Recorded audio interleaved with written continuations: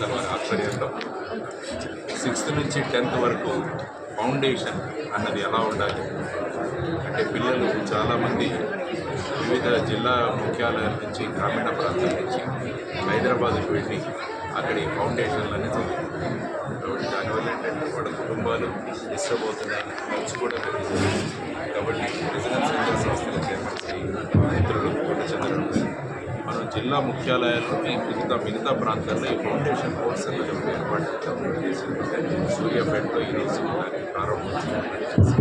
ఎందుకంటే పోటీ ప్రపంచం అదంతా మంచి 12వ తరగతి 12వ క్లాస్ తర్వాత 12th క్లాస్ తర్వాత ఇంటర్మీడియట్ తర్వాత ఏదో ఒక ఎగ్జామ్ రాస్తే తప్ప మన ఫ్యూచర్ అన్నది సెట్ అవుతుంది.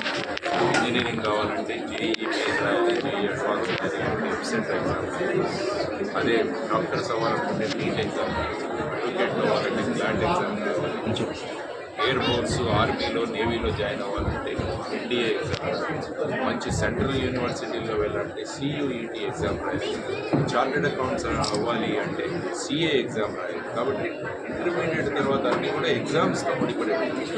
ఇంటర్మీడియట్ పరీక్ష ఒకటి ఎంతైతే ఈ కాంపిటేటివ్ ఎగ్జామ్స్ ఉంటాయి.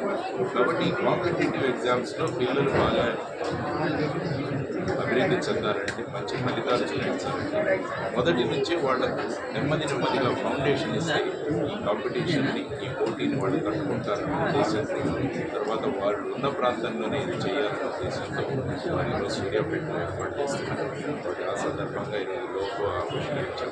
ఆ తర్వాత సూర్యాపేటలో ఉన్న పిల్లలకి వాళ్ళు చెప్పడం ఏంటంటే వారానికి 3 రోజులు, అది కూడా సాయంత్రం ఎప్పుడైనా 2 గంటలు కనుక పిల్లల సమయాన్ని వినియోగించగలిగితే వాళ్ళకి ఫౌండేషన్ అనేది ఇస్తామన్నది వాళ్ళ పేరెంట్స్ అందరూ కూడా ఆలోచించండి. ఆ విధంగా మీరు నిర్ణయం తీసుకోండి.